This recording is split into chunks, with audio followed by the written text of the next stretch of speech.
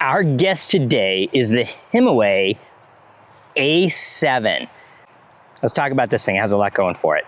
It is a 500 watt motor with a 900 watt peak with a 720 watt LG battery packed with 15 amp hours. It will automatically switch between torque and a cadence sensor. We'll talk more about that in a minute. It has 5 power levels, but they aren't counted off numbers 1 through 5. They were given cute little names. And what is really significant about this one, it is only 64 pounds. That's really light for what it has. It's full suspension. It has a much higher spec Altius Shimano rear derailleur. It has the higher spec Shimano thumb 4-finger trigger shifter. It has actual Shimano hydraulic brakes paired with 180 millimeter rotors. Has this fantastic modular rack, and the website says there's over 1,000 accessories. It also comes with this really great integrated bungee cord that hooks into the rack. Additionally, it has these fantastic 27.5 by 24 name brand Kenda tires. Has a 120 millimeter travel fork where you can adjust it for compression, rebound, and it has a lockout on it. This is one of the nicest forks we've tested. It has a 50-mile range because the battery is smaller, which makes it lighter. Full suspension with a coil shock that doesn't seem to make any noise, and the adjustable stem so you can set the height for you. The switchgear is very intuitive. It has a really nice, comfortable grip with the palm rests on it, an analog bell, and a really fantastic high-level, high-spec headlight paired with a really nice-looking taillight that's also integrated into the rack. I mean, this thing just has a lot of things. Oh, I forgot one super important thing. It has a through axle on the fork. Most bicycles come with a skewer, which is the little quick release thing. This is a through axle like a motorcycle, and why that's significant is it keeps the fork and the wheel aligned no matter what kind of bumps you're going through. So the bike just handles better. It's stronger. It's a far superior system. Through axles are what come on top and high spec mountain bikes. I think it looks fantastic. This cherry red, look at that frame, is really pretty. And that's all well and good, but what's the thing like to ride? And now for the fun part. What is it like to ride the Himiway A7 on this warm July, kind of late morning? First impressions are the wheel size, the tire size, makes the thing really roll easy. It's very eager to keep going. So we're going quicker down this hill than normal, and a lot of that is attributed to the wheel and tire size. Probably talk more about that in a minute. 27.5-inch wheels versus 26, and these skinny asphalt-focused tires as opposed to the big chunky fat tires we normally run. It's a quick bike, despite the fact it has a smaller motor and smaller battery.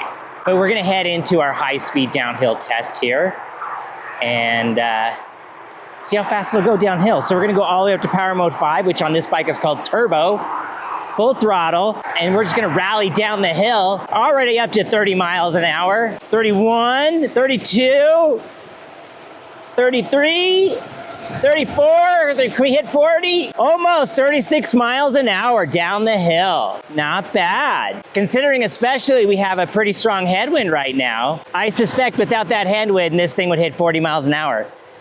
And we are about to head into our S-curve.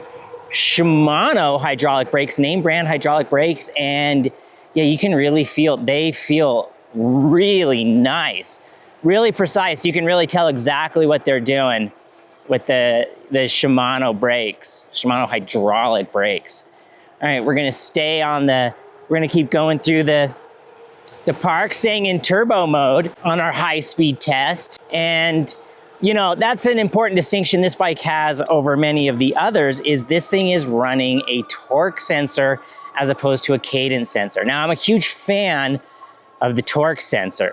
And the difference is the torque sensor sees how much pressure you're putting into the pedals and delivers a power appropriately based on which power mode that you're on. So since we're in turbo, it's giving us a lot of assistance based on how hard I push on the pedals. If we were in Eco Plus, which would be power mode 1, or Eco, it delivers significantly less power. Now, the flip side of that, compared to a cadence sensor just sees that you're pedaling and then delivers power based on the power mode. And the downside of that can be, if you're not really wanting to go fast, the cadence sensor just sees the pedals are moving and gives full power. So it can be a little jumpy or a little scary, because sometimes it'll take off faster than you want it to. Whereas the torque sensor is much, much more intuitive. We got quite the headwind today. I hope you can hear me all right. Full throttle, turbo mode, up the hill. I don't suspect it's gonna go especially fast because it is a smaller motor and a smaller battery. 13, 12, 11. Yeah, 11 miles an hour. It might drop down to 10. Yeah, 10 point, yeah, drop down to 9. This might be one of the slower climbs up the 11% grade on power mode only. And I think that's all right, because that's really kind of in line with what this bike is trying to be. Typically bikes that have the superior torque sensor, the whole bike is really designed around you pedaling. The bike wants you to pedal. You know, a lot of these e-bikes that we can buy today are, like, we'll be honest, they're kind of more like little electric motorcycles that you don't have to license and register. They have throttles like a motorcycle. Even the brakes are positioned where they are on a motorcycle. This is really more of a bicycle with electric assist. And depending on what you're looking for, and for what I would want out of an e-bike, this is more in line of what I personally want out of an e-bike. I still want to pedal, I still want to participate. Now, as we head over the bridge, we can talk really quickly about the function of this.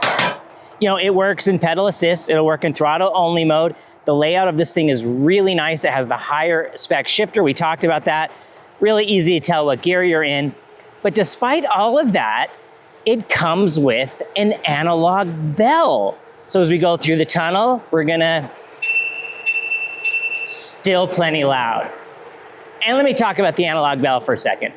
A lot of these e-bikes that I test, they have a digital bell. And what I've noticed in situations where you have to honk the bell, honk the horn, or ring the bell, the digital bell seems to put people off, right? You honk the digital horn and maybe it comes across as a little bit more aggressive, whereas the cute little bike bell, nobody seems to be bothered by that. They're far more apologetic when you ring this bell, as opposed to they sometimes seem a little bit miffed when you honk the digital horn. So maybe you see this as kind of like, oh, they cheaped me out on the bell. No, I actually would prefer the little bell like this. I think it's a little nicer. Let's talk about the wheels for a second.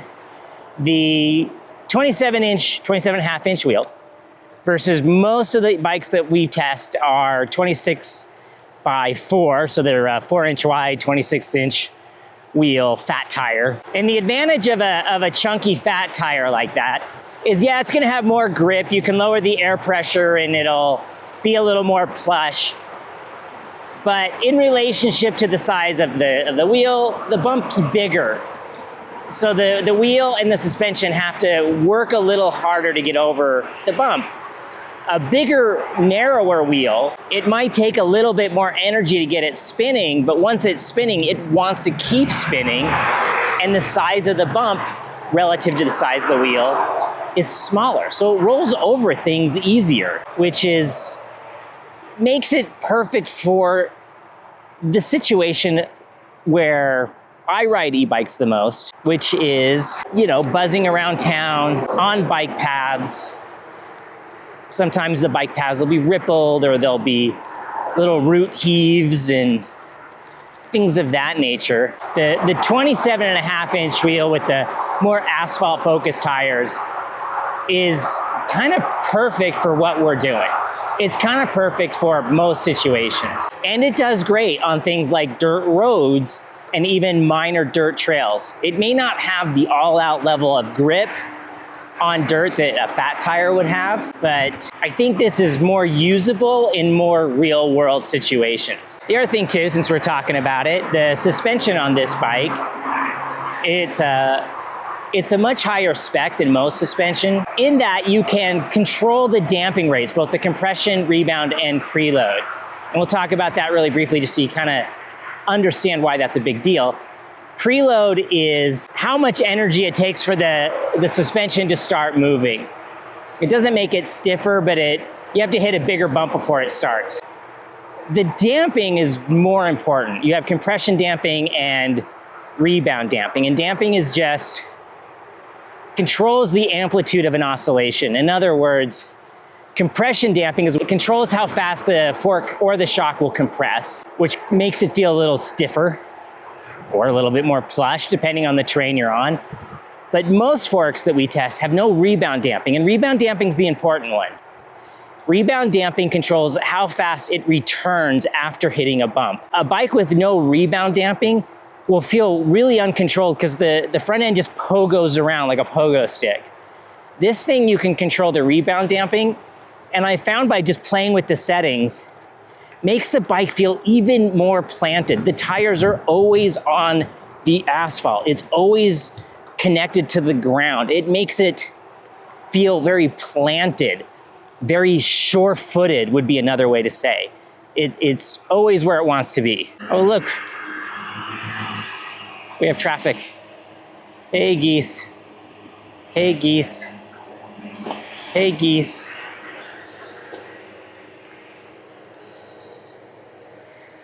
Man, the traffic in the park is just getting crazy. What do you think? It was actually pretty cool. All right, let's do a lap around the park. We're gonna bring it up to sport mode, I think. And that's something unique to this bike. Most of these bikes come in with power modes. Power modes 1, 2, 3, 4, 5. On a cadence sensor, each power mode just delivers a certain amount of top speed. Torque sensor, as we talked about briefly, it gives us a certain amount of assistance based on our pedaling. So sport mode, I found, is probably the most usable. Tour is a little slow. Eco and Eco Plus are just for extending your battery range for as long as possible, or if you're going downhill. Turbo's a little ridiculous. So I'm gonna put it into turbo mode, and we will just like rally up hills at 25 miles an hour, which is crazy. But sport or tour are honestly a little bit more usable, a little bit more practical. And what's really cool about using either of those two modes is with that amount of electrical assistance, you're going quickly enough, but as you can tell, I'm still breathing. I can have a conversation, like I'm having a conversation with you. So I'm still exercising. But also that puts me into what's called zone 2 as far as my activity level. And if you're not familiar with the exercise levels, you know, zone 5 is you're gonna die. You can feel your heart beating in your neck. Zone 1 would be like a sauntery walk. But zone 2, where you're breathing a little bit, but you can still carry on a conversation, it's where we get all the benefits that most of us are looking for out of exercise. Most notably, zone 2 is the fat burning zone. So if you're looking at an e-bike, not only for all the practical applications, this thing's gonna put you right into zone 2, the fat burning thing, and you're gonna notice some significant health benefits right off the bat. You burn more calories, you're not killing yourself, you're not sweating your face off, but you're still getting exercise in a very safe and healthy and controlled way. Zone 2 gives us all the things we really want. More endurance, fat burning, cardiovascular strength. So yeah, one more advantage to the torque sensor that this thing is running. Pedaling around the park, it really does handle these turns really nicely. I'm really a fan of this bike. I'm pretty impressed with it. Yeah, just really nice. It's really nice to go out and turn a lap in the park, right? Quiet, late morning. Now, if you were a first-time visitor to this channel, typically, I will do an adventure portion where we go through the middle of the park and go up a big steep hill. But I don't think this bike, that's not what this bike is intended for. So I think we're gonna bypass that section because this bike really is intended for how I'm using it now. This is not your adventure bike that's you want to take hunting or into the backwoods. This is a get around town kind of bike.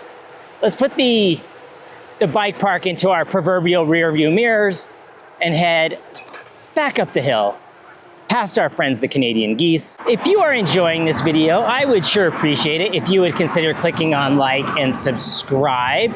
Wow, we've been doing bike reviews for a year now, and a lot of these bikes I pick up on my own. Some are sent to me.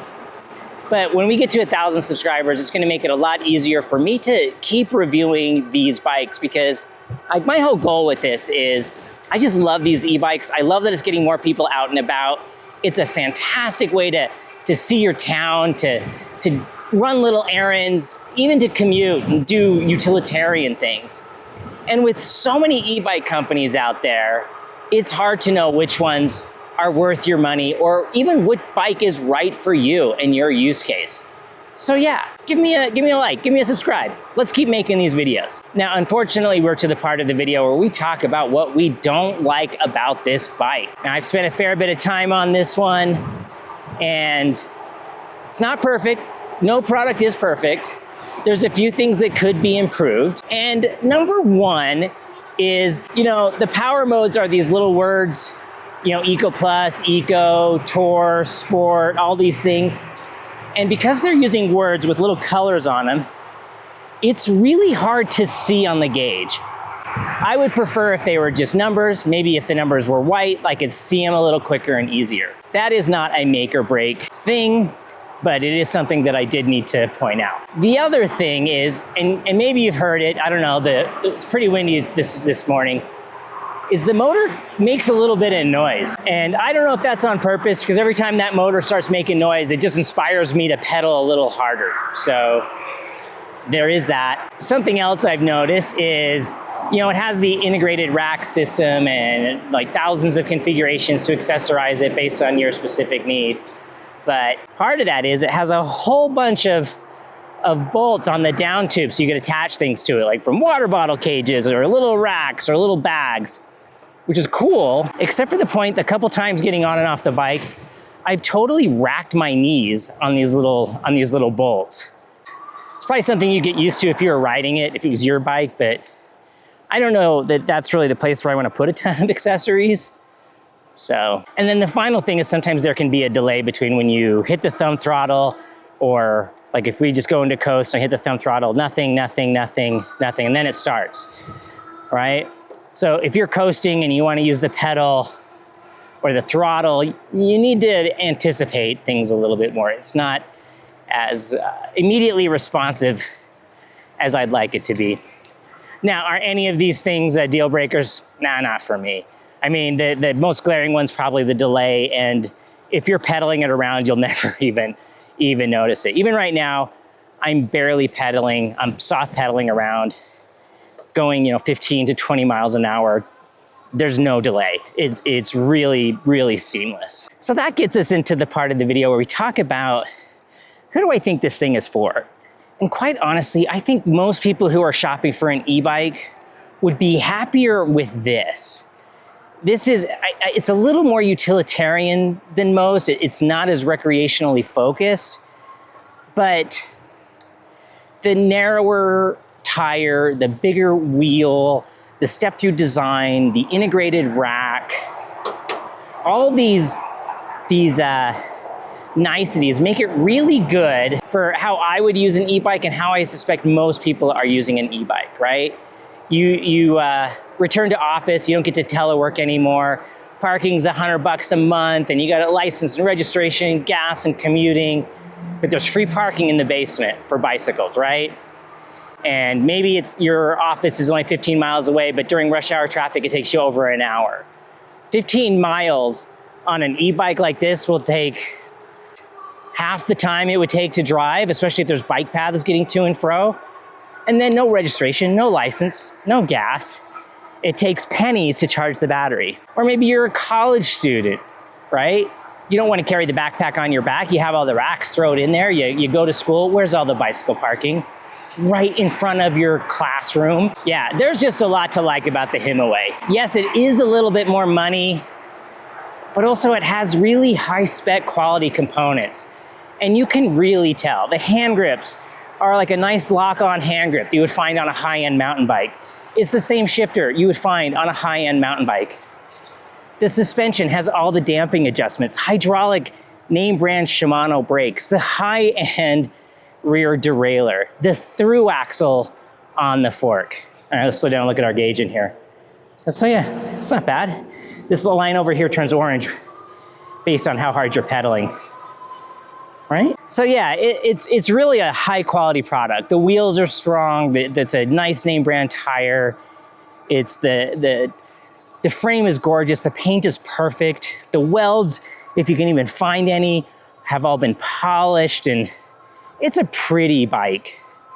I think, yes, it is a little bit more money, but I also think it might be one of the better values out there because the quality of all the components that are on it and how well it handles, how stable and how sure-footed it is through the turns. And honestly, by having a smaller battery and the smaller motor, it's less intimidating. It doesn't jump out from underneath you. It's not so heavy. It's easier to move around when you're not riding it. You know, you're parking it. Yeah, it's a great bike. It's a really good bike. What do you say we wrap this video up? So final thoughts on the Himiway A7. Honestly, I am a huge fan of this bike. I think this bike has a lot to offer. It's really great. It's really adjustable. It's pretty. I mean, look at that thing. It's stable. I mean, this thing has a lot going on for it. This bike was sent to me, but that means I have a coupon code for you. I'm gonna put it up here in the sky. Should you choose to get it, if you use that coupon code, you'll always get the best price available at the time, and I get a small percentage kickback, which helps me keep making these videos. If you'd like to learn more, I have a QR code there for you right there in the corner, or I'll put links down in the description. Check out the Himiway A7. I'm supremely impressed with this bike. I quite like it. Thanks so much for riding with me today. We'll see you next time.